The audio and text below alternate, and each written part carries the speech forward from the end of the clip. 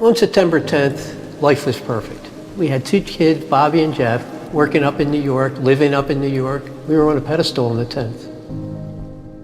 I was having a lot of fun. I guess the only sort of downside was that I didn't get to see my mom too much. You know, it's just being a kid, you want to be out doing stuff, and like I said, she was commuting to the city every day. I was not in a good place in my life on the 10th of September. I had spent some time with Frank, and that was the good part. On the 10th, I'm on the beach, obviously with my mum and my wife and 2 kids. They were probably 6 months, 18 months at the time, so you're doing stuff like you do, playing, you know, in the sand, building sandcastles, and just, you know, enjoying that time. And, you know, that's how we kind of imagined the rest of the holiday would pan out.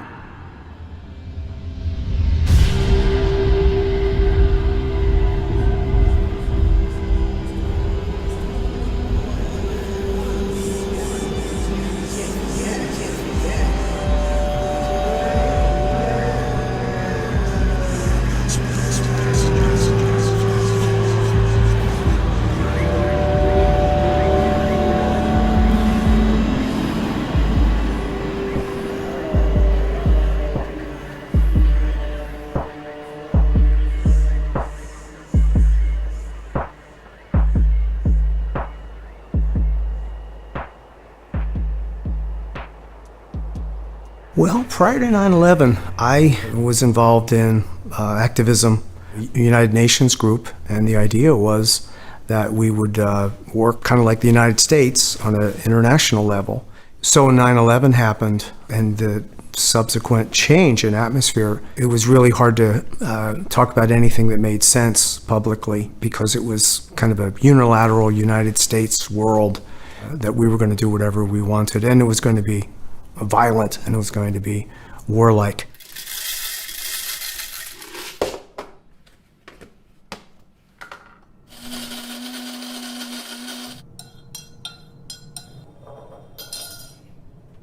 My name is Robert Griffin. I'm a psychologist, and I went to school at Penn State and Marywood University in Pennsylvania. Like most, I get up and get coffee and start to get to work. Some people go through the trauma of the loss and the violent death, and then also go through the trauma of finding out that things aren't as they seemed, or that there's problems that hurt in other ways. So the trauma initially is disorienting. How do we fit in the world anymore? Am I a father? Am I a son? I just got a text from Jeff. We have to be there at 10:07 tomorrow. Can you get the sugar, hon? Yeah. Did I put in enough water? Yeah, I'm good. I left some in there from earlier. When you have a child die, it's a very tough event for families. Some people do pull together. It depends a lot on who they are before it happened, and they seem to be made of the right stuff to be able to support each other and to stay as a family and also enjoy their grandkids.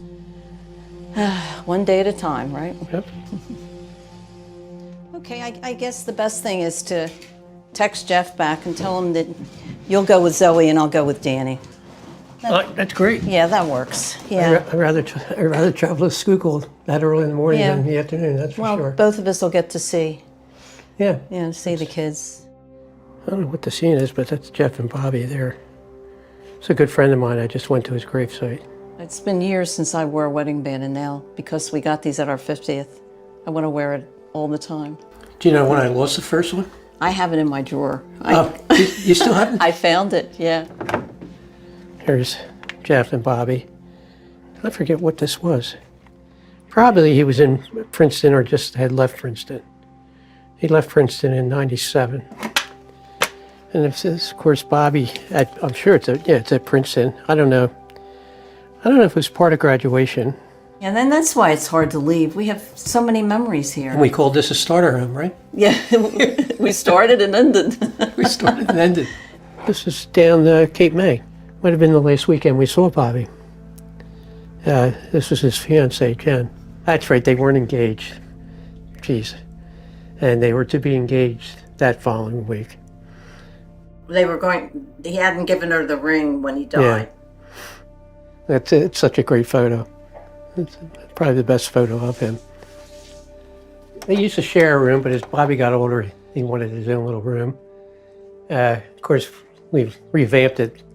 There was a bed here. This was June 21st. Bobby just loved to write. Phenomenal writer. And just to give you an example, when he went to when he was in third grade, I just never forget this. I forget the teacher's name, but we were sitting there after the interview. Of course, he was doing great in class and all that. But all third graders seemed to do great. But she said, "Let me tell you something, Bob. Though I'm telling you right now, save your pennies." She said, because this kid's going to Harvard or an Ivy League school. Little Bobby. Bobby was on the right here with Helen. It's just hard to believe, though. I mean, when I look at those times and think about Bobby as a little boy, it's so painful to think he's not here. He's in New York. He's fine, because that's where I left him. I see him as a little boy, and then he's gone, and it's almost like a little bit of like guilt in there. Like I wasn't able to keep him alive. Friends said to me, "I can't believe you're still going up to New York." And we couldn't get enough of it, because that's what he loved. He loved being up there. I mean, a lot of people won't go to Ground Zero, but I just don't know how people can just walk away from it. You have to understand, not everyone can deal with that. I know I can't. I want to just think of Bobby as whole and perfect. I don't know. That's what's bothering me about people, that they can't look at what happened that day. You can't judge other people by what you're doing. This is your journey. This is your way of going through the tunnel to get to the other side. You need to do this. I couldn't go. Why can't you do it? It's not going to bring him back. It would be wasted time to have me in the position you're in. It seems Thank like, God you do it, though. It seems like I'm almost ordained to do this for some reason, because I know you feel that way. Because no one does it. She's stuck in the marriage. She's stuck with Bob, and it's obviously painful. And she does what she needs to cope and to basically survive. When it gets more morbid and you describe certain aspects of it that I can't handle, I think it's time for me to just let you talk, so I think I'll do that. Excuse me.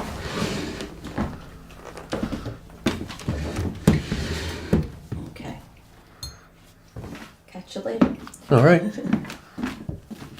So I will say about Bob McElvain is that one of the things that impressed me about him is that he has grown over the years, from what I could tell. And this trauma has kind of refined him.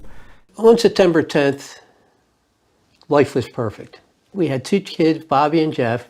Bobby graduated from Princeton, working up in New York, living up in New York. We were on a pedestal on the 10th. Then September 11th came. Something hit the World Trade Center, huge explosion. We got a plane that crashed into the train. You saw an explosion at the Twin Towers. Yeah, there's a lot of calls. This is going to be the event of the century.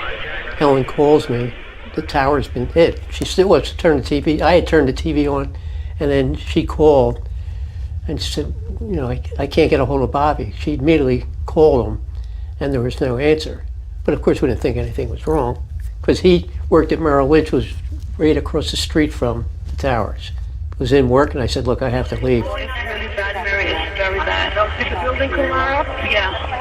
Oh my, the whole building? I don't know if it's the whole building. I'm so crazy about it. So Merrill Lynch, of course, we were talking to Merrill Lynch immediately, and I went up there to look for him. And there was so many people down at Ground Zero walking around the area just looking for people. I think we called we found out where he was. He was at the coroner's, okay? But I don't know if we found out right there. He said, they had a wallet. That's how they found out. We had the wallet. In fact, I got the wallet right here. This is a biohazard thing. I don't think you can see. I mean, I've had it open many times, but this is a biohazard.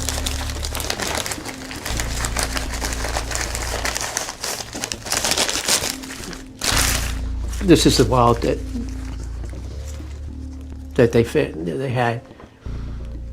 They had, in other words, we found out they had a full body, except for, and I'll show you what happened to him. but Wallet was one of them. Now, at that time, you could everything was fine. Everything's disintegrated in here over years. But I think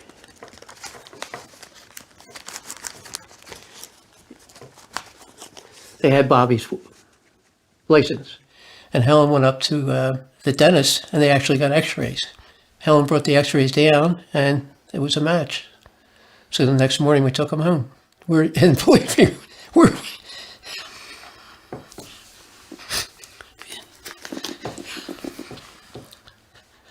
believe me, we're one of the lucky ones. Because so many people didn't get bodies. Nothing. And we actually got not a full body, but we got a body to take home and bury. And we're so grateful for that. Whose grief is it? Whose loss is it? In some way, the government has claimed the loss as their own. Folks were told how to feel, what to think about it, and it adds to their pain when it's used for other types of policies that have nothing to do with it. We went to war, and there goes the authority thing. I didn't believe it was necessary to go to war because of Bobby. I know Bobby would have said, "What are you, nuts?" And this, I can't give you an exact time of this.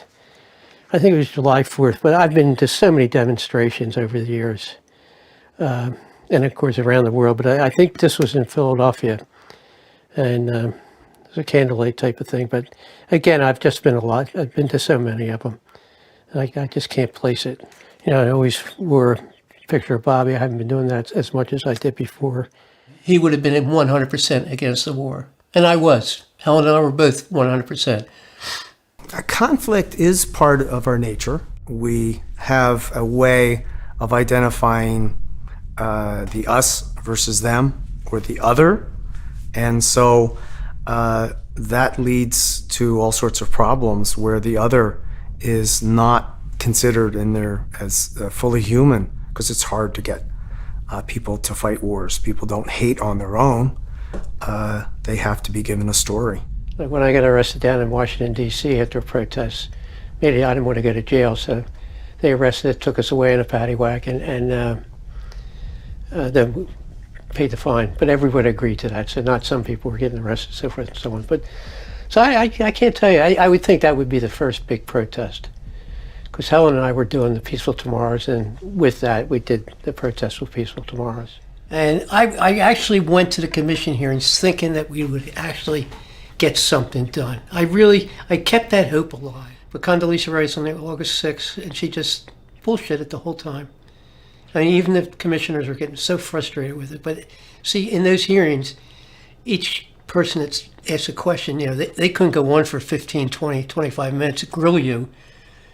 Listen, Condoleezza, you're not telling us anything. Let's get to the facts here. But no, they get 5 minutes, and she filibustered through it. And I just started, I said, I won't say it right here, but MF this, is no good sons of bitches, and Canadian Broadcasting, heard me, so they wanted to hear this, and from there I just changed direction. That's when I decided, well, I'm not going to do Peaceful Tomorrows anymore. I'm just going to talk about what happened on 9/11. Hey, my man. Hey, Bob. How are you? My name is Tony Zambotti, actually formerly Anthony Zambotti, and I'm a degreed mechanical engineer. Are you still in the same place? Oh, yeah. Near Fort Washington? 40-some years now. 40-some, how long? Bobby was 2 years old when we went there. Wow. So he would be 46? He was 26 when he passed away. Yeah, so that's right, he's 46. 46 years old. Good memory, man. Well, I know he was 26 when it happened. I had to think about that. The interesting thing about engineering that I can say is problems, the way they're solved is it evolves. The solution evolves. You have a subconscious mind and a conscious mind. Your conscious mind can only handle so much at any given time. Your subconscious mind is a vast storehouse or warehouse of all your life experience. And what happens, you hear the old expression, sleep on it. That's the way difficult problems are actually solved. And if there is a solution, it'll come, it'll evolve, it'll converge.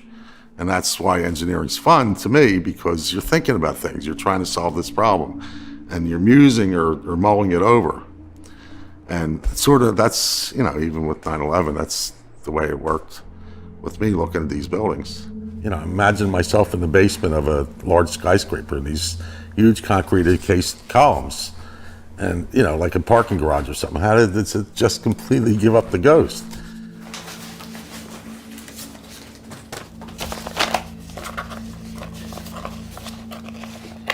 So this didn't happen until 2000, 2007, 8. I really didn't have the guts enough to go up and find out exactly what happened to him. Okay? So this has been sitting there.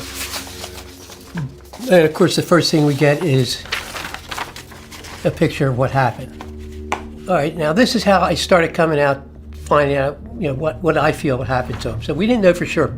A lot of people thought, family members thought that maybe he jumped.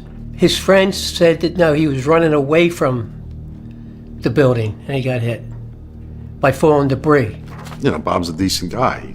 He didn't, who wants to have their 26-year-old son killed in that kind of fashion where, his body is partially destroyed? In this, his right arm's missing, okay? In this, from his nose down, his entire face is missing. Okay, so in other words, everything is blown, his eyes are missing, everything is blown out. Back of his head is intact, but, there's some fractures, okay? And all the wounds to his body were from the front. No Right. wounds on the back, right? Right. So that would indicate explosive force. Can I just read you something? And it's taken a long time to get to the point where I am right now. But the story of 9/11, this is coming right from the 9/11 Commission hearing. They spent 2 lines talking about what happened to the buildings. A jet fuel fireball erupted upon impact and shot down at least one bank of elevators. The fireball exploded onto numerous lower levels, including the 77th, the 22nd, the West Street lobby, and the B4 level. You expect us to believe this fireball came down and then exploded. What explosions are caused by rapid release of energy from a confined substance. The fireball's not confined. Ground floor, the lobby, flowers, things, they weren't singed or anything. I have documentation that he was found outside the building. This was before the buildings came down.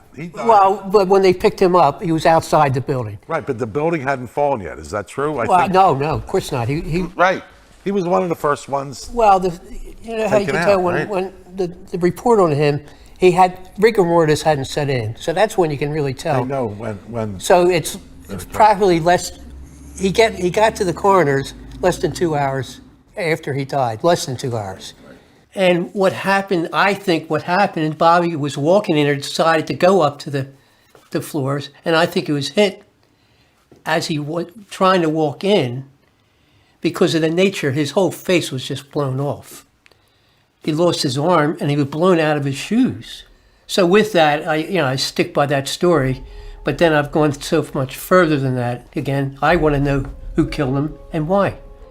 Somebody said to me one time where a cover-up is only 6 inches deep. You imagine a big layer of concrete, but it's a mile wide. So unless you dig down vertically, you can't get under it. You can't see out to the edges of it.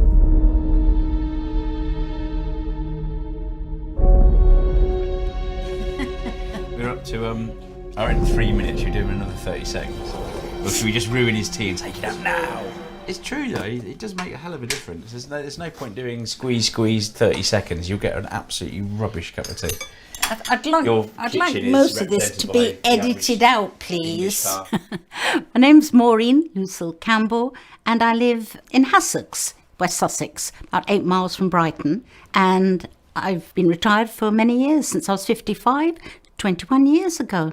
Probably only came in about 3 or 4 that morning. We were so hungover. Honestly. Hungover, and they looked I can tell because they look like criminals. Rob, you're still drunk. Oh, I know.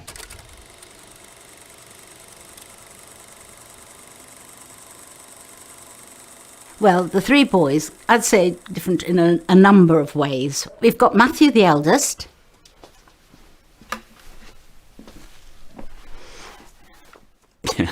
Yeah, my hair. it's where I'm at right now, frustrated and pissed off with current events, but in particularly, my fight for the last 20 years. And so it's where I'm at. A little bit like this up to the system. Yeah, for the wake that we had, memorial with no remains. This was, I think, 30th September. Yes, it was. That to me is just a classic photo. My name's Matt Campbell.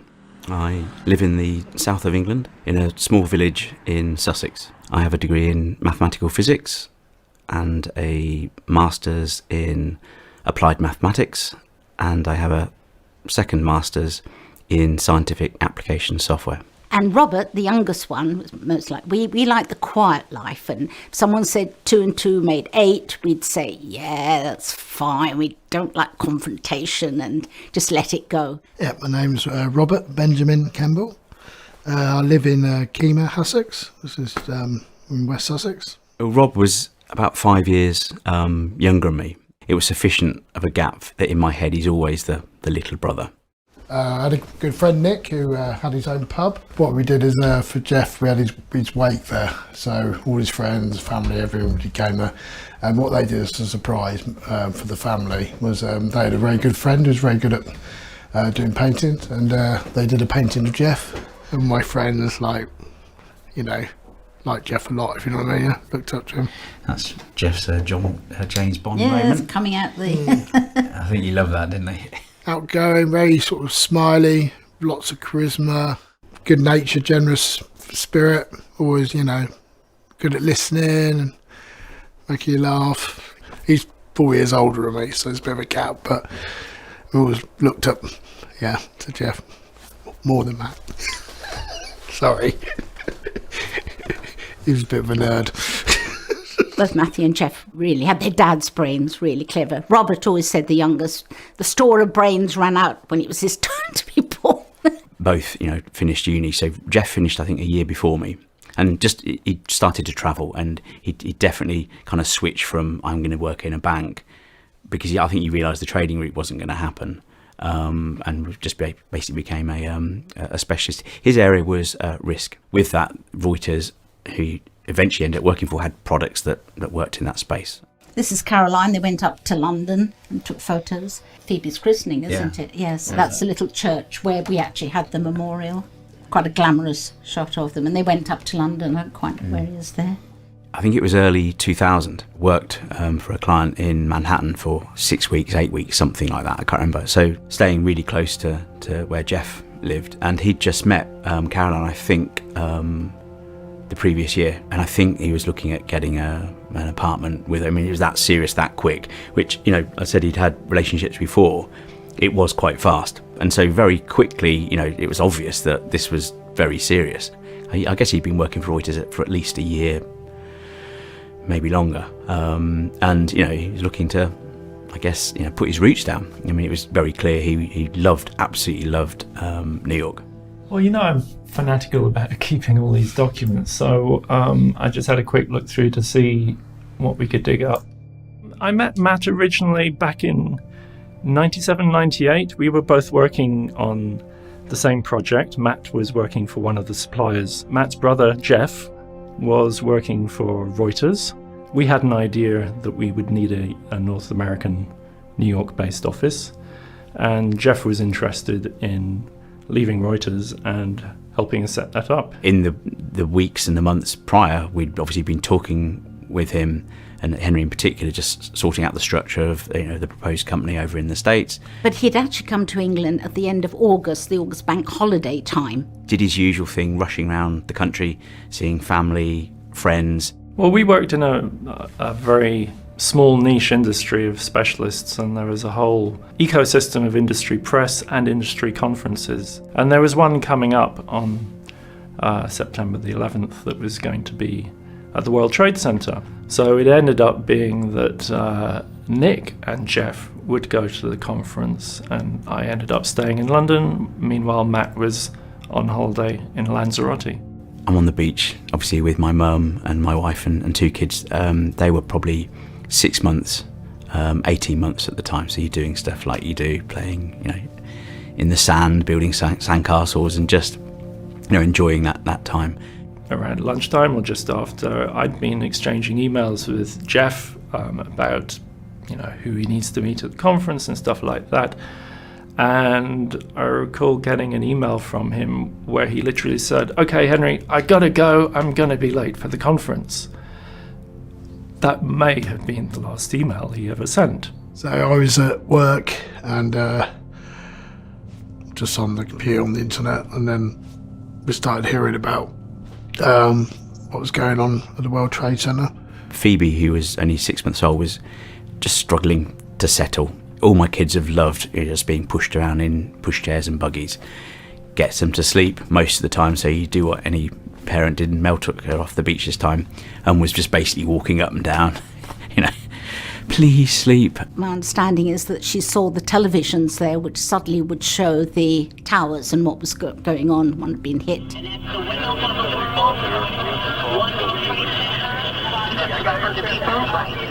I think she may have come back and called Matthew. Matthew went up and I was on the beach, and then eventually Matthew said basically what had happened. Immediately, I wasn't that concerned. I mean, I knew Jeff worked for Reuters up in Times Square. You're well away from the World Trade. Not long after, I was basically, I think, someone in the office told me, I think it was Henry, or told me that basically Jeff might have attended the meeting. I remember calling Henry from this public payphone. There I am, seeing what's happening on TV. I've got seen this email from Jeff saying, "Henry, I gotta go, I'm gonna be late for the conference," which was at the right time for him to have got the subway downtown from his apartment and get to the conference. I didn't know what to say to Matt. I just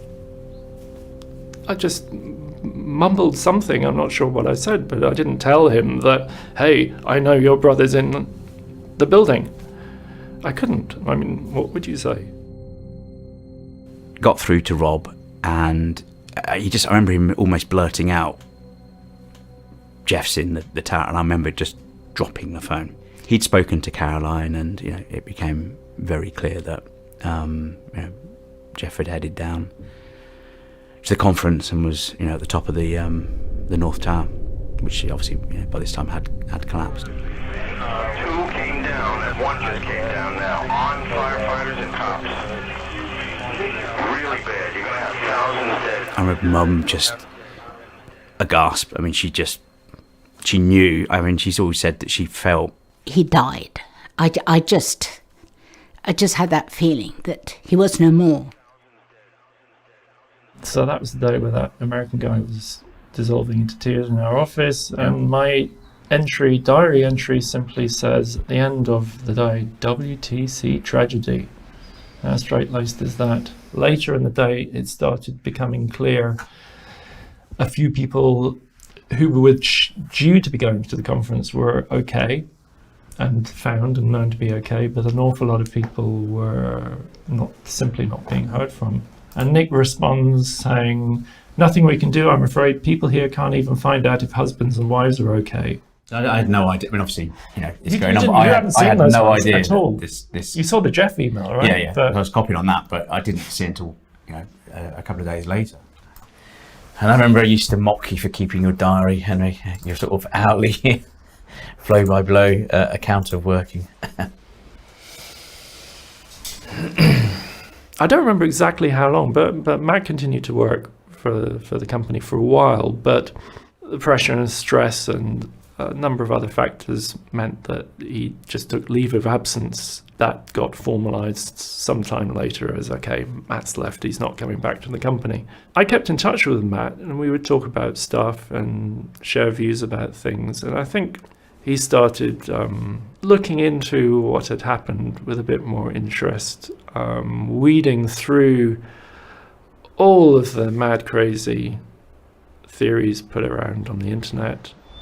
You get taught in the movies and stuff that there's been a crime, it's going to be investigated, you're going to go to court, and you're going to get truth and justice, potentially someone held accountable for it.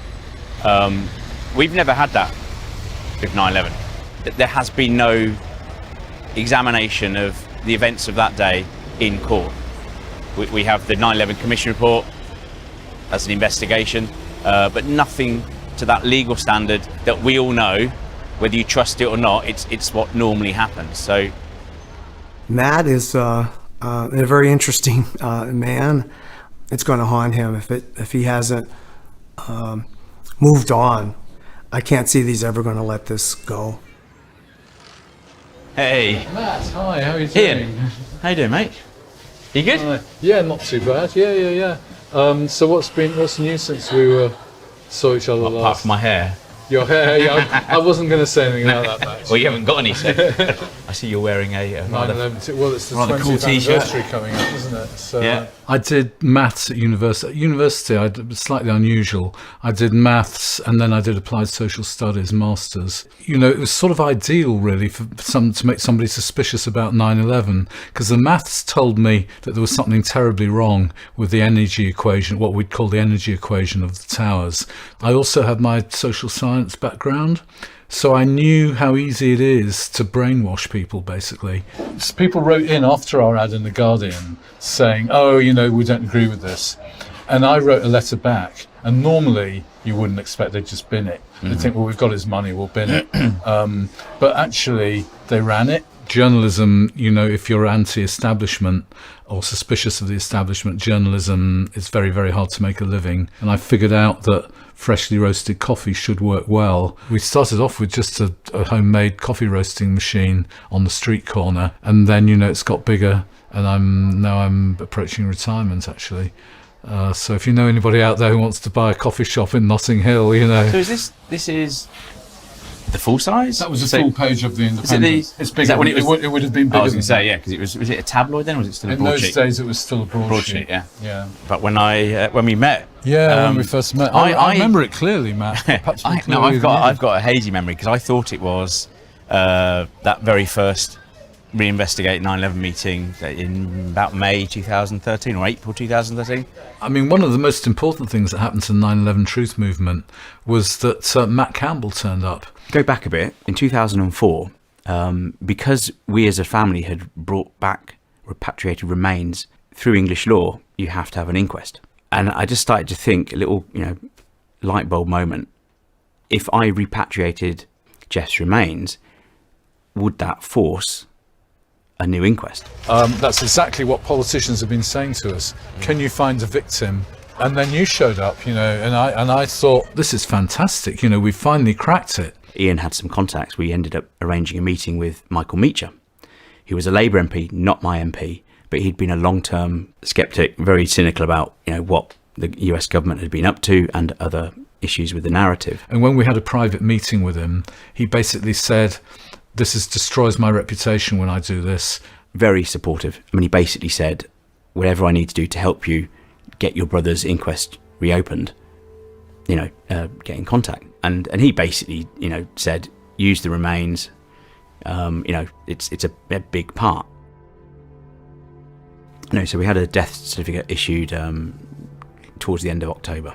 And then around December, I remember both the press but also the police liaison officers telling us that we were very, very unlikely to get any remains of Jeff because his bodies had been vaporised, which, you know, in hindsight, it's a really strange term to use. It was actually from the chief medical examiner. There's literally no trace. A significant number of people. It's utterly, utterly horrifying. Obviously, you know, plenty of bodies had been found, but I think due to the degree of fragmentation and all the rest of it, and obviously what they knew they had, I think it was a day before Mum's birthday in June, and I think she got a call from, you know, our police liaison officer. Some of his remains had been identified, and the piece in question was a piece of Jeff's collarbone. And I thought, Jeff is having a laugh on us. When he was 6 months, we went on motor rail. It's a long story, but it jerked and he was thrown on the ground. At 6 months old, he had a green fracture. Oh, don't forget my broken collarbone when I was 6 months. So, but, you know, it went from an undertaker in the States. It then got delivered to an undertaker in the UK, and then it was released to us. It was in a little casket. I didn't know what to do with it, and so for quite a few years, it just sat outside my office on the top floor of my house. In 2004, Mum got another call from the police, and this time 3 of his remains had been identified. They were small bone fragments. I remember one was from his thigh bone, but they were small. And so we had 4. Another lot came over, and that actually was his scalp. Bit of his scalp, bit of his face, bit of his jaw, his ear, just, recognisable, It wasn't burnt, because my fear was that, to be in the flames. We were told by the police liaison that there was a good chance that he could just be vaporised, or whatever the term is, when there's just ash. At the World Trade Center, sir, on the 106th floor, there's no injuries, but the people are trapped. They don't have to stare. We got it. Okay, so the very first inquest was here at the West London Coroner's Court. And anyway, out of the 67 British victims, 10 had actually been identified. They basically created 10 different inquests, but it's like a joint inquest or inquiry that they held. Only 2 of the 10 victims were represented by family members. At the time, I didn't know that all of the 10 inquests were done in an hour and 45. I've listened to the audio, I've got the actual transcript, official transcript.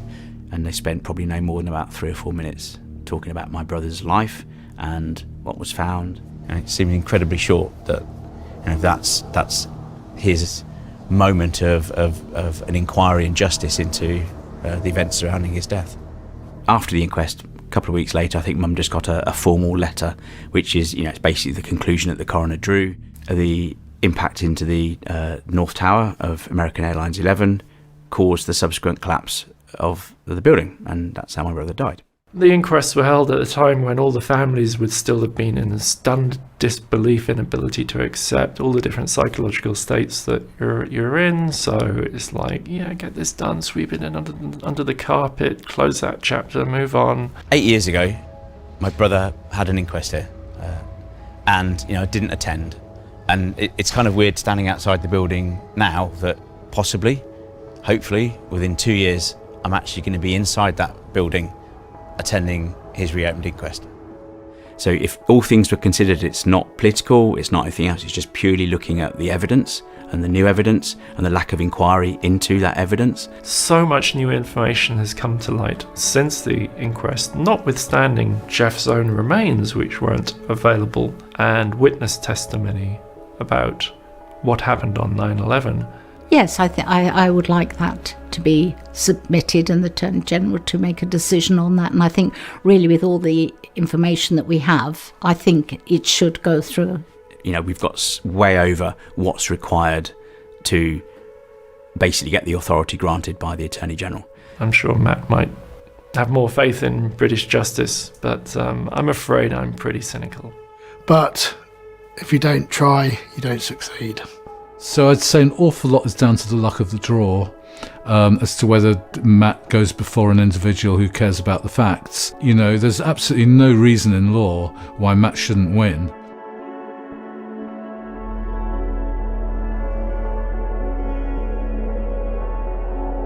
My name is Drew De Palma, and I'm the Director of Operations for an engineering firm in New Jersey. My mom, Jean Caviasco De Palma, was killed in 9/11, and she was in the World Trade Center Tower 1.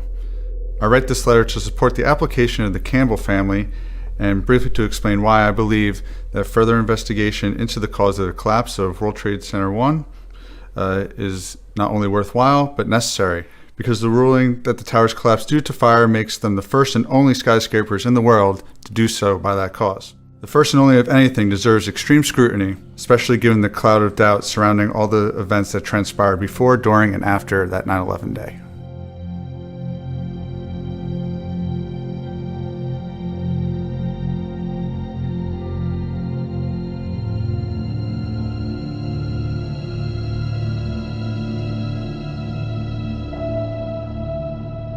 We're at the 9/11 Memorial. This is the town I live in. I didn't live here when my mom passed, but it's a nice remembrance, and I'm glad my town has this for all the people that were affected in this town. I've been part of the town's Parks Committee for about a year now. and we actually just ran a fundraiser to help raise some funds to upgrade the playground equipment. There's a balance beam there now that kind of stretches the playground. You see benches all around the park, pretty much everywhere, and that's what most people donate. But I think we have enough benches. I want some, kids can enjoy. So Drew doesn't really talk about his mother as much as I'd hope. We met in 2004, and he told me a little bit about everything, but we only really talk about it on the anniversary. But this is something that he has been involved in the last 2 or 3 years, and I feel like this is closure and almost a catharsis for him. I started going down the rabbit hole, doing a bunch of research. I was fine. I got a little angry for a little bit of time, but now I'm pretty much at peace with everything. Drew is, as you know, lost his mother before he was fully grown. He's an example of someone who's been able to weather the loss at a very inconvenient time that was too soon, and somehow managed to make himself an adult and a father and a husband. This picture was taken in Miami, Florida. It was Jean's 40th birthday weekend. It was a lot of fun. It was something that we always planned to do when Jean turned 40, and we actually did it. So my husband calligraphied this for me. It is actually something that Jean sent an email. She didn't write it, but it was an email that she found, called "From Me to You," to several people minutes before the towers were struck. She was trying to get her life together, and this was maybe something that she was reading periodically to help her, reevaluate her life. And divorce was a pretty rough time for my mom. It hit her really hard, just emotionally and physically. But I felt at that point in 9/11, she was actually in good physical health. She started working out more. I guess when you have big life changes, you go one way or the other. She was exercising more. She loved biking. So she was bicycle riding. She was losing weight. She was definitely happier for sure. So that's kind of a bright side that, I always hope when I go, it's at, a peak of, happiness as opposed to the latter.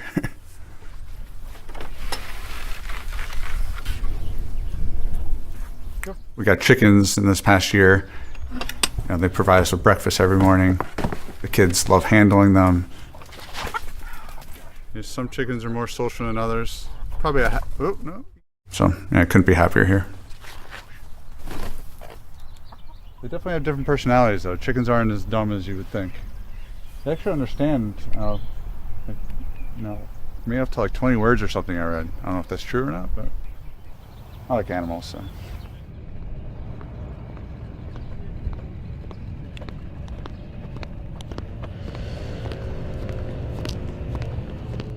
so Jean's name is right here. She works in the city. She's usually out of the house before I even woke up because I drove myself to school at that point. And then she didn't get home usually till late. And when she came home, I was out with my friends. And then maybe we saw each other for dinner. And then I'd be out till whenever. She was probably asleep by the time I got home. Being a kid, you want to be out doing stuff. And like I said, she was commuting to the city every day. I had not seen this memorial before, and I was surprised how immense it is. And exactly from what I read, points right to where the towers stood. We got plane crash into World Trade Center. You aware of that? A crash into the World Trade Center in Manhattan? World Trade Center in Manhattan. Just another normal work day. Dropped Marissa off at my parents' house and got to work. I don't remember the exact time, but my principal came knocking on my door and took me into the hallway and said that my mother had called and wanted me to go to her house. So I was walking through the halls, and there's just a lot of commotion going on. I had no idea what was happening. And then they called a meeting for the whole school into the gym, and they kind of explained what happened. The principal explained that planes flew into the buildings that Jean worked in. 2 World Trade Center, we've been keeping people in the building, they need medical attention. Second alarm now being transmitted to number 2 World Trade Center, reporting an explosion. My mom works there, so it's just like everyone else that day. If anyone knew anyone that worked there or around there, they were on the phone. And so I kind of went into numb mode, I call it. You know, I just like didn't have any feelings. And she asked if someone should drive me home. And I said, no, I'll go. And I drove home just totally focused. And when I got there, you know, you just keep seeing those same pictures of it's all we had at the time was those pictures of the planes flying into those buildings. And we went home, and I wasn't a smoker back then, but that day I sure as heck had a cigarette. I called their high school, and they had already left.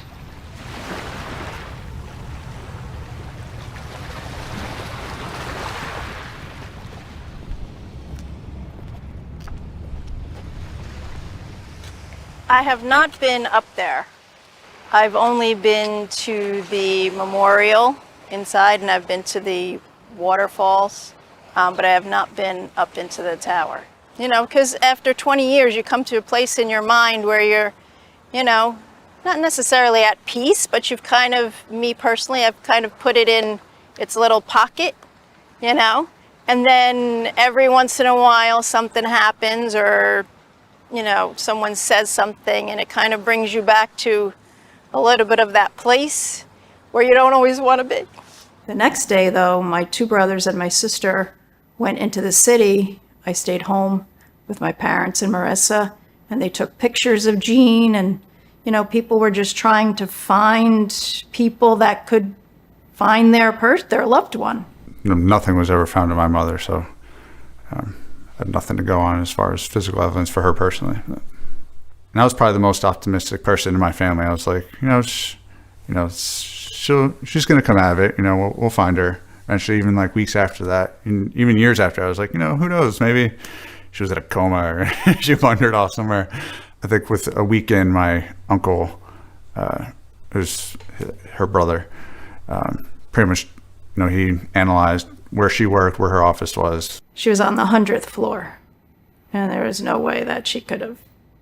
He just didn't want me to like hold up false hope. He pretty much gave it to me straight. It's like, the chances of her making out were pretty slim. So that was pretty disappointing to say the least. He could have let me hold on to some hope. But no, I always like people to give it to me straight. Like to do that for other people, so I expect the same in return. I mean, I have to say, when I'm with my niece and nephew, Drew and Jamie, Jean's kids, it's a comfort. She's there. I mean, she's everywhere, but she's there with those kids. I went to the 10-year, memorial when it was 10 years ago. Didn't really do anything for me as far as helping me grieve, because I've already, done that. So I don't need to go to any physical space to look at that horror again and again and again. I kind of just deal with in my own way, by myself or with my family or whatever it happens to be. But yeah, I'm not interested in doing those things. The 10th anniversary was enough. It's just amazing to me that, and I know that's the whole crux of this whole thing. Like, how does that just, how do those buildings perfectly fall, So yeah, it just strikes me as odd that 3 buildings within, a couple hours of each other all fell down. So it seems like something else was going on. And Drew is a man on a mission right now. He wants all the answers. There's a lot of stuff that, didn't get analyzed correctly, in my opinion. I mean, if they had done your job, I probably wouldn't be here now, shooting this documentary and trying to help get a new investigation. I think we owe, as a country, we owe it to the poor people that have passed away and their families and the world to find out what really happened here, because it's not just a, planes hit, book closed kind of thing.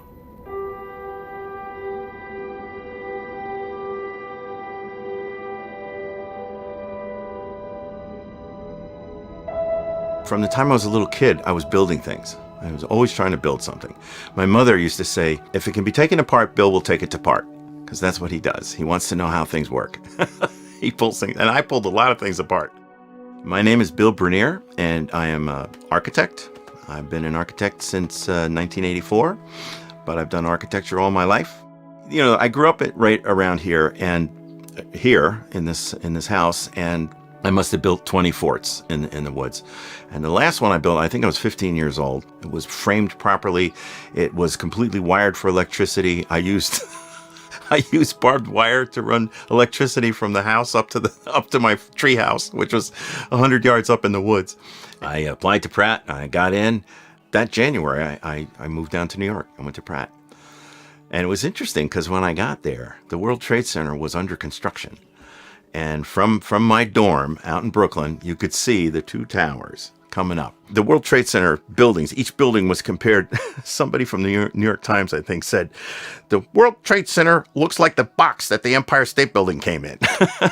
But it was fascinating. They were always lit up, you know, even at night, you know, and there was cranes on top and there was such activity. So it was fun, you know, we got to watch that go up. Little did we know what was waiting for us in the future. What's striking about Bill is that even though he lost his best friend and went through some tough times, he was fortunate enough to be able to pull out of it. Not everybody does. You know, I met Frank. I met Frank DiMartini at Pratt. He was one of the first guys I met. For some reason, I just fell in with him, and the two of us really, really hit it off. We were popular in the community. Lots of people knew us, and work just came out of the sky. You know, we had lived through the bombing of 1993, which was actually Frank's entry into the whole realm of the World Trade Center. Frank kind of walked me through what that damage was and how robust the structure of the building was. There were redundancies beyond belief. He was a big fan of the History Channel, and he said, why hasn't there been a history of the World Trade Center on the History Channel? That should be, you know, there's got to be something. So he, I can't remember the woman's name, but he contacted this woman, and they worked and worked and worked, and they finally produced it. The building probably could sustain multiple impacts of jetliners because this structure is like the mosquito netting on your screen door, and the jet plane is just a pencil puncturing that screen netting. Wow. Good to hear his voice. When he made that statement, he was working for Leslie E. Robinson, one of the designers, one of the structural engineers who designed that structure. He had, believe me, Frank was as bad as me when it came to understanding how things work. So you know he had, I know he had many conversations with Leslie about how the building went together, you know, how it was designed, you know, to withstand all manner of loads, of dynamic loads. That's what they call a plane hitting the building or a wind hitting the building.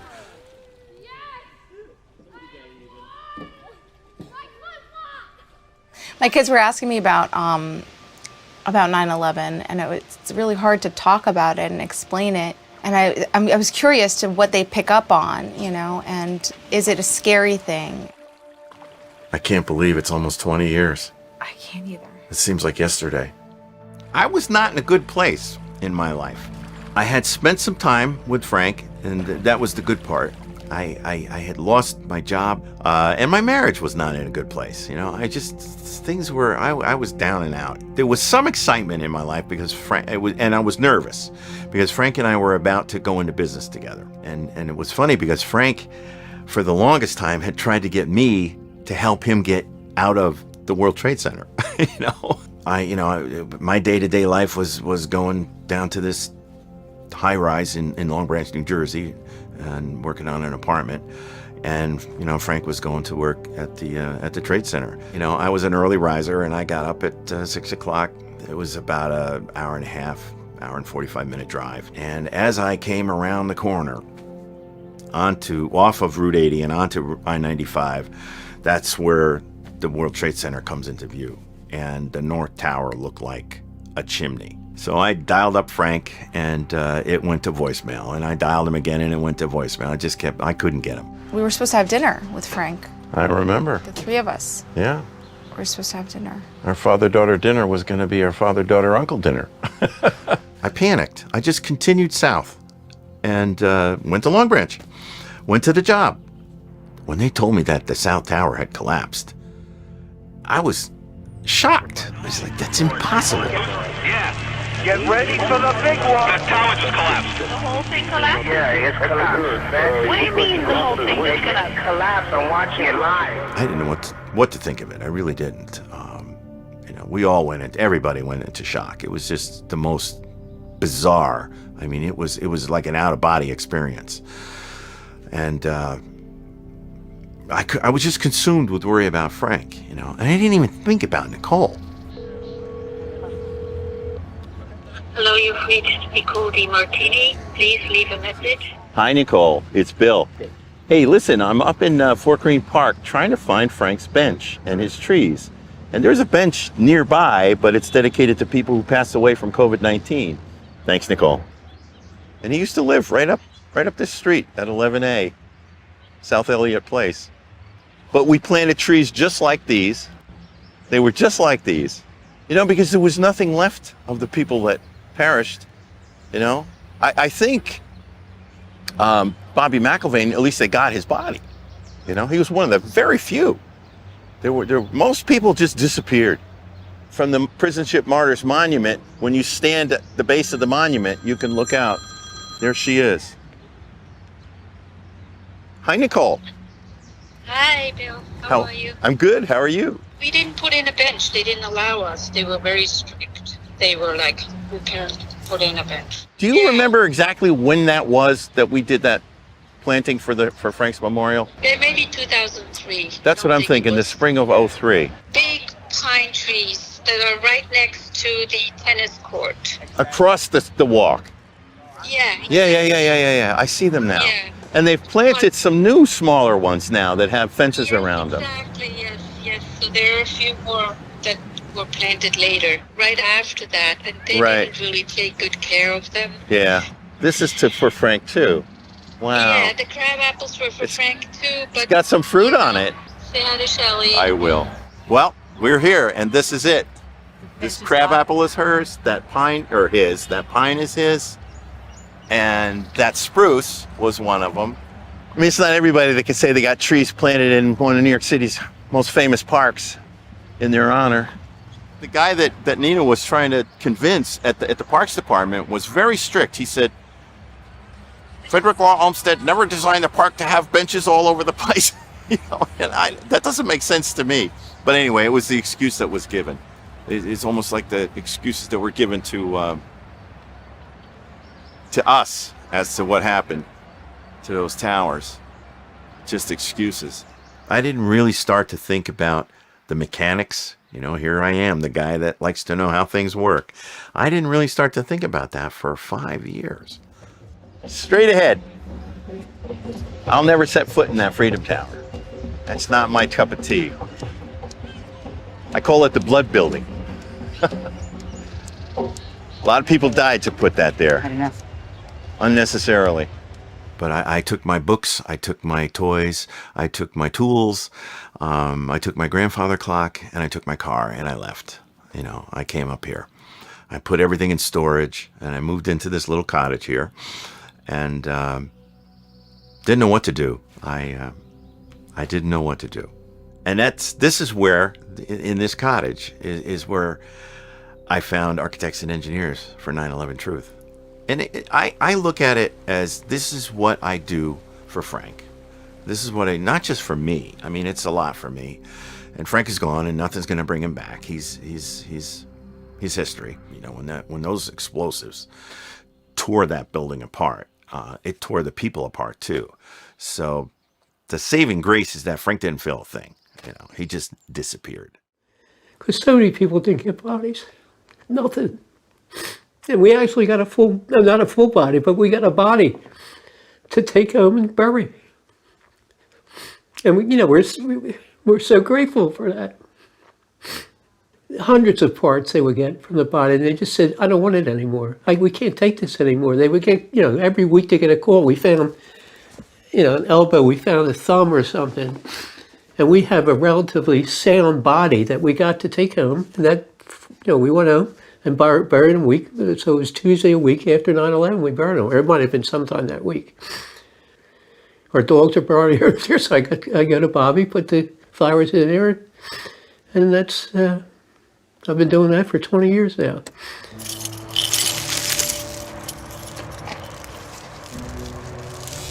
Oh, good, at least they just cut the place. They what? Yeah, I can tell, really. You just move it. Hey, Bobby. Like that, they cleaned it up for us around the edges. Yeah, usually they leave the grass there. He'd love the yellow and purple flowers. Yeah. All right, I'm going to go up and clean the bench. All right. I'm just going to sit. Not one cleaning, you're not sitting. Yes, I'm going to sit and just think about Bobby. Clean away. Just get this stuff out. Where are those stones from? Well, it's the same, mostly from, Ground Zero and Japan, but I've added stones. I know this didn't come from Japan. We would have never been able to carry it. We did 2 stone walks. I think we did maybe 3 stone walks. One in Korea, Nagasaki to Hiroshima. We pushed a 2,000-pound stone. And on the way, we're talking about anti-war. At 9/11, we think war is the wrong decision.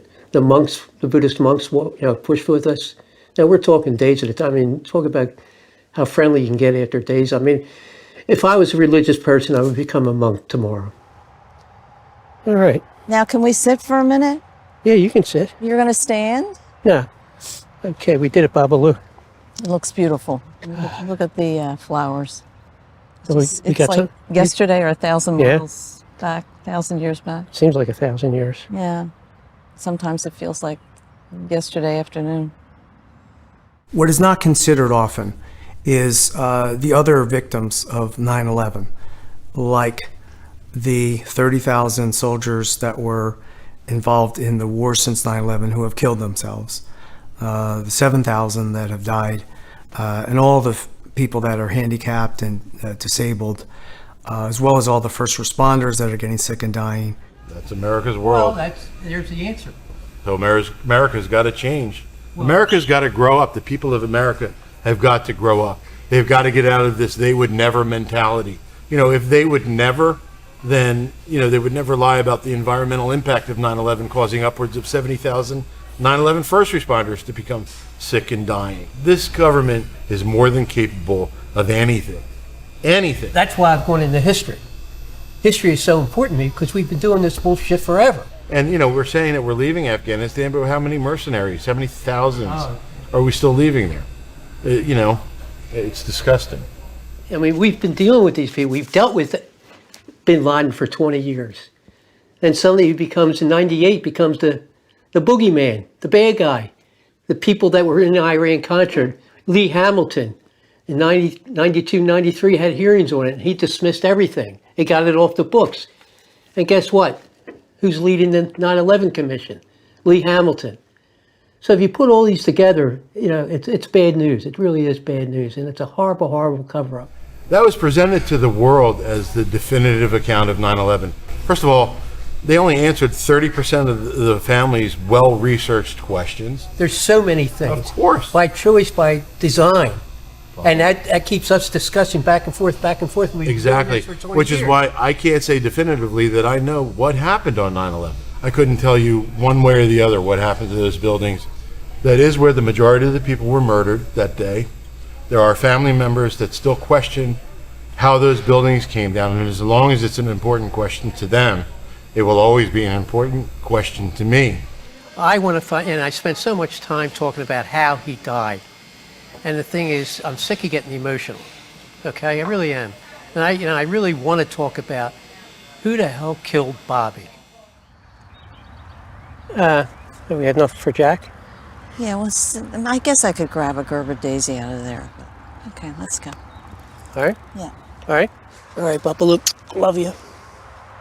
See you next week.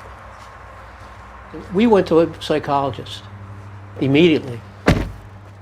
He said, but look at it this way. Just put a $1 or a $50 in front of your eye like this. Okay? he says, that's right there. It's in your face and it's going to stay in your face. But eventually it just starts moving away. And as that moves away, then you just can see over here, you can see over here, but it's still there. But eventually it moves further out. Then you can see this way, you can see this way, but it's still there. And eventually it keeps moving out. And it's the truth. We can laugh now. We can we have fun things, but it's always there. How to respond to West Street, because we got some very badly burned victims in one building, one in the lobby. West Street? Yeah, West Street side. Okay. All right, thank you. Hopefully we just sort of drop out, because I don't want to sit and argue with people. I just think it speaks for itself.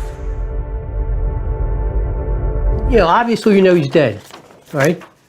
So, I have this. And then, so a doctor confirming and not confirming it, it doesn't mean anything to me. A medical professional, I might say you're a medical professional, I come up to you and say, this is 9/11. They'd probably be scared to death to say one thing or another.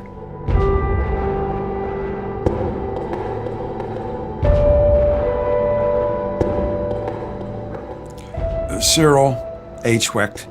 I am a forensic pathologist and a medical legal consultant. I was the coroner of Allegheny County, Pittsburgh, and 129 surrounding municipalities for 20 years, 2 separate 10-year periods. Since 1957, I would estimate I have performed about 21,000 autopsies. I have reviewed, signed off, or supervised on about 41,000 other autopsies.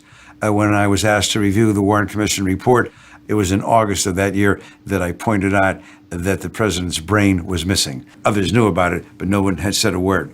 And so anyway, these are the things that I do, all of these consultations and these autopsies, and then occasionally, the major national controversial case. Black belt, blue box, abrasions. Much of the face is marked here as missing. They could block everything except the lower face is blocked off.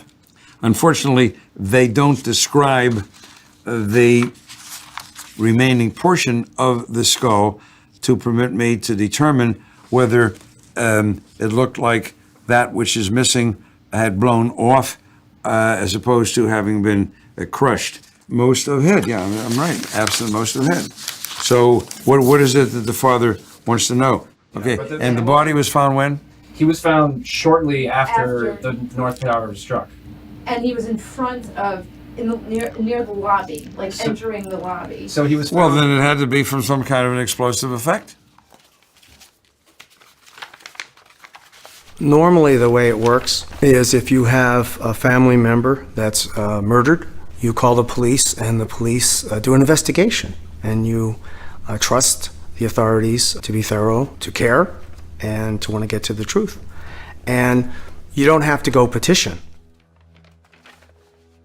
It's not the proper role and citizens should have to take as to force the government to do an investigation, but apparently that is what's required.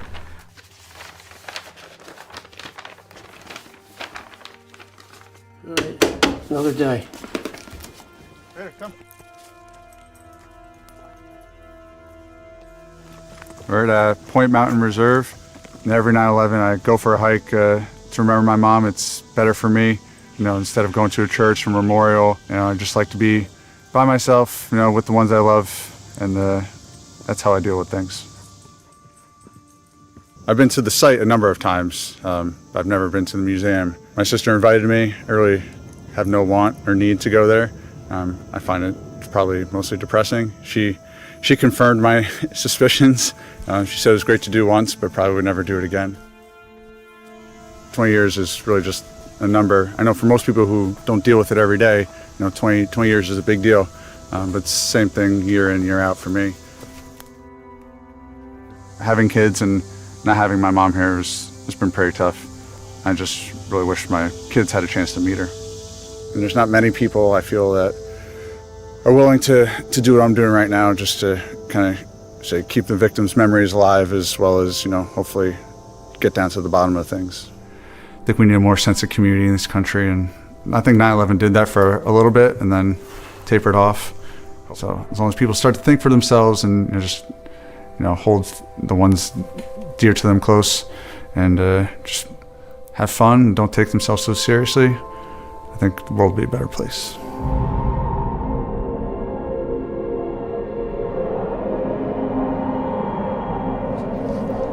We're going to get some flowers in London, aren't we? I've got them here. Have you got them with you? Everything ready, yes. In that little bag? Yes. It's going to bring it in. You know, so here's a random thought. Yes. We call it 9/11. Yeah. But you know that's weird. I know. And in fact... But would you ever call it 11/9? It just... No. Does it have a significance, 20 years? I mean, it's just one of those things, it's like... Well, so different to any anniversary, it's kind of... Oh, you know, yes, but of course. no, for anything. From It could be America. wedding anniversary, it could be, you know, it's a strange thing to give. Why does the 19th anniversary have less importance than the 20th? It's a We'll be odd thing. arriving into our next station, Gatwick Airport.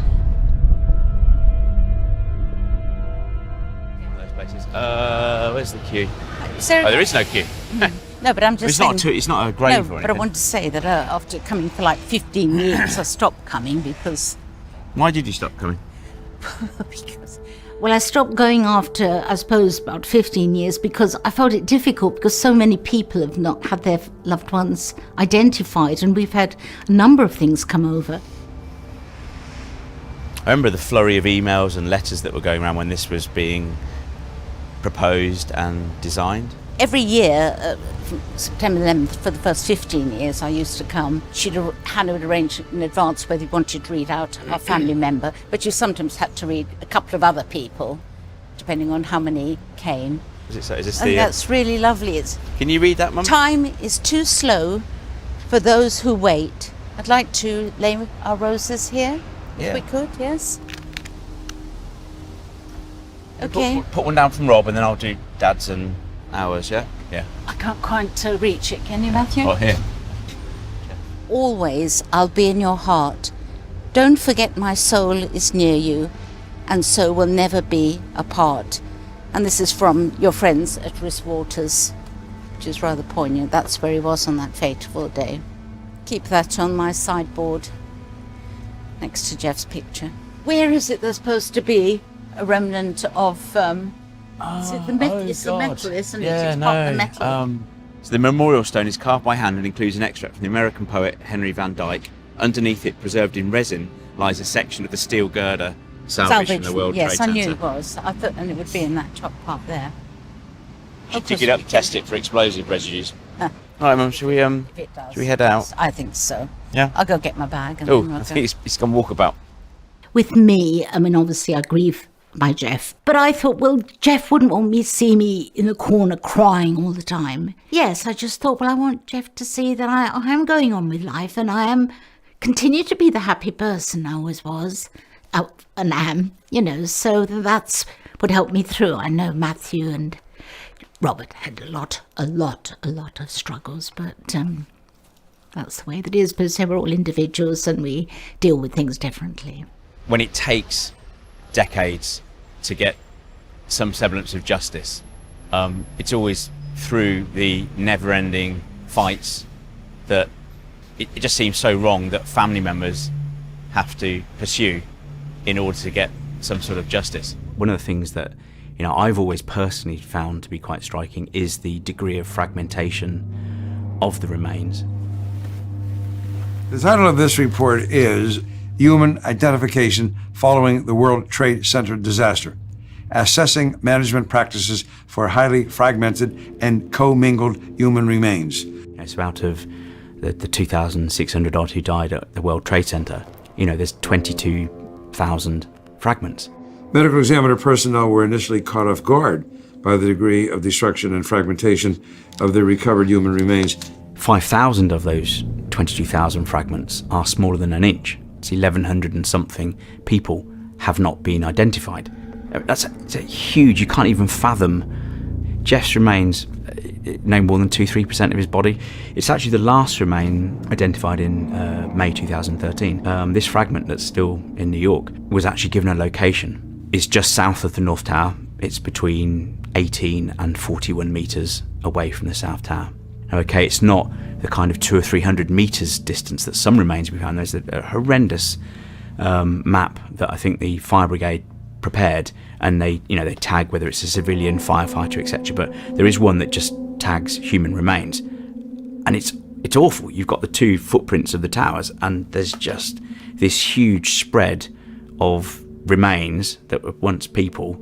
Okay, we know the steel beams were propelled out with huge forces, but the actual physical stuff that I care about, people and my brother, were ejected outside of the footprints, and it's so unpleasant thinking about it. But I've since read a lot that has been published about the search to try and identify people. Is this concept of commingling?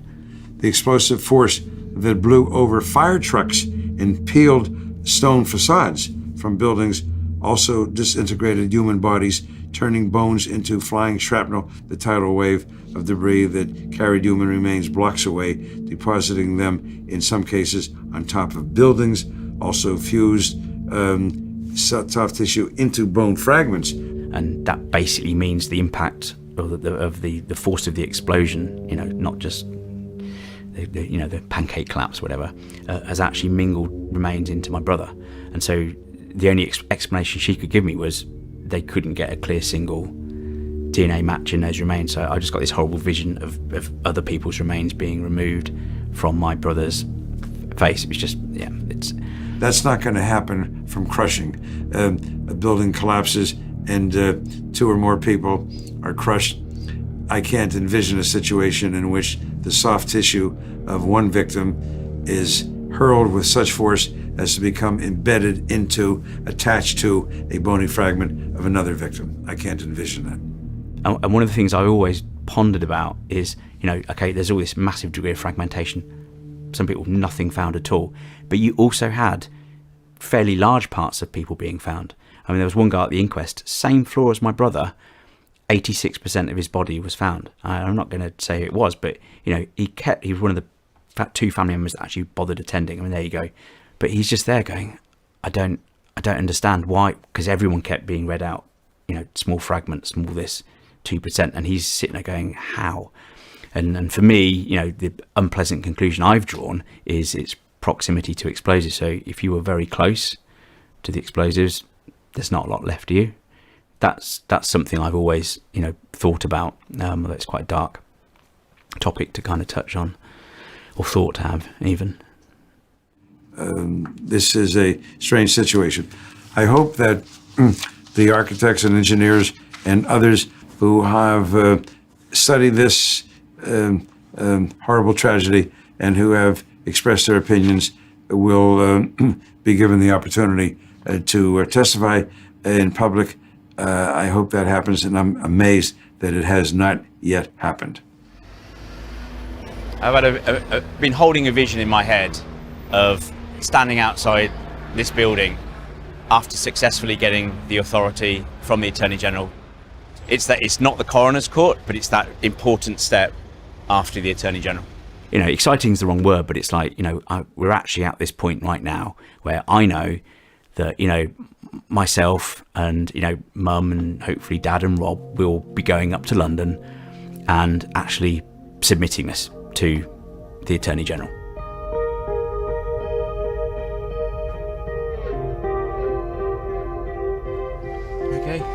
Do you want to wear your hat now, Mav? No. You do.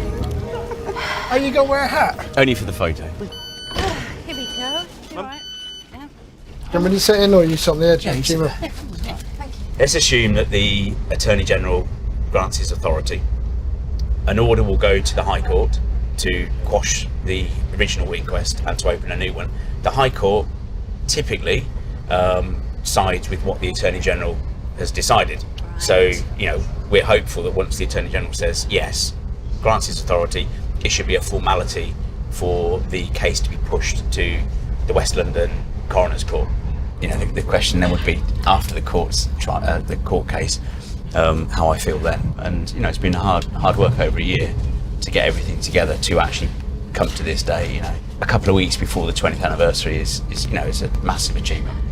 I went to the Reinvestigate 9/11 meeting that was being held in London, and it was the first time I was actually interacting and actually, seeing people who, were like me, didn't believe the official narrative of what we've been told. So yeah, I mean, because in the early days it was really just me. Of course, I mean, I yes. started going slightly insane in the early years, you know.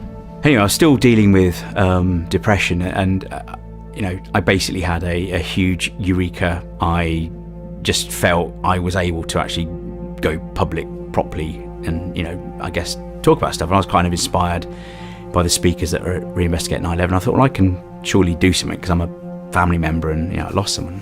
You know, I think that all of us together as applicants, you know, it helps the case, I guess, to a certain extent. Hi, we want to go to 54 Doughty Street. Doughty Street. An EVDV, that's Henry. The place is like a ghost town, and it goes all the way back. They have a lot of space, so if you want to get a meeting room there, I'm sure. We're waiting for Ian Henschel to turn up. You know, you can't predict the future, but this could be the moment that changed everything. You know, I'm not 100% optimistic about that, but it could be. If you don't even try, then you've lost to start with. So, and how much Matt's tried. I mean, this is just like Matt's day today. Well, today's the culmination of a lot of hard work by a lot of people. Where it goes beyond here, who's to say? We'll find out, I guess, in probably a few months. In this box, we have just shy of 3,000 pages. This is a cover letter to the Attorney General. Eyewitness statements from first responders who were there when, you know, the 3 towers collapsed. You know, these first responders who are willing to support our application, but also in court, prepared to be cross-examined as witnesses. Yeah, I'm hopeful that we can actually change the verdict of what caused my brother's death, that it was explosives that ultimately killed him. If the senior coroner at the West London Coroner's Court looks at our application, decides it has enough merit to reopen my brother's inquest, he can sign that consent order, and it will speed things up tremendously. And you know, we could be talking months instead of years to actually get this stuff into court. When I looked at Jeff's remains, you know, for me, I wasn't really looking at my brother. I mean, for me, the physical form, the 3D form of Jeff has gone. That doesn't mean he's not, you know, in the stardust and around us all the time, you know. Yes, well, this is one of my favourite photos of Jeff. If you can see here that he's got his blue spotty tie, and after Jeff had died, we went back to the flat, and I asked Caroline, I'd love to take something back of Jeff's, and I asked if I could have his spotty tie, but he called it his lucky tie. I like to think of happy thoughts of Jeff. I know there's a lot of sadness and that, but yes, I like to go forward thinking it could make a difference. He worked in London, I think it was the Abbey National, and it was the time when there were bomb scares going off, and in fact at Bartleycard we had various drills and things like that. And he said to me, do you know, Mum, you can just be in the wrong place at the wrong time. Always thought of Maureen and the three boys.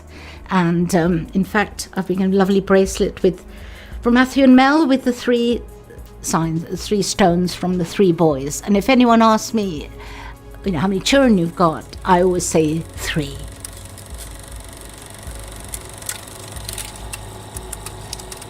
I think you should be proud of all your efforts, and Jeff. Yeah. Hope so. Sure, Dad is too, in his own way. So I have hope. I think at this stage it's too premature for me to be thinking too far in the future. You know, the application has been submitted. Where it leads after that, I don't know. But I'm just pleased we're here. It's submitted, and we'll see what the future brings. My wife's always said she sees me. You know, visions of me outside the High Court, and we've got it there.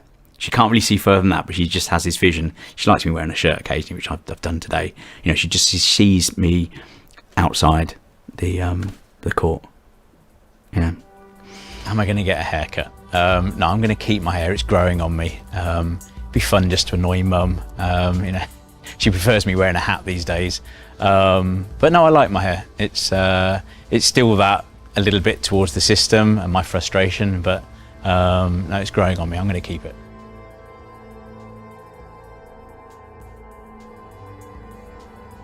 How should I put this? Yeah, of course governments lie, it's their job.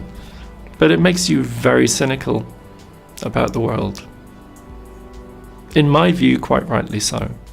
Our country took the wrong tack. They didn't investigate 9/11 thoroughly, and I think it's caused us to live in fear of something that we didn't fully understand. I can't remember who said it. Somebody said, World War III will be fought with the most incredible technology, with the most incredible weapons of war. And World War IV will be fought with sticks and stones. And I believe it. Thomas Merton had a phrase that he coined called the unspeakable. Evil, so awful and almost unimaginable that it defied the ability of words to capture it. It's a void that exists even before uttering the unspeakable. Well, the void would be not talking about 9/11, that if we don't deal with it, then we can't correct it. The story can only last so long, however enduring this seems, that lies always need protecting. The truth doesn't.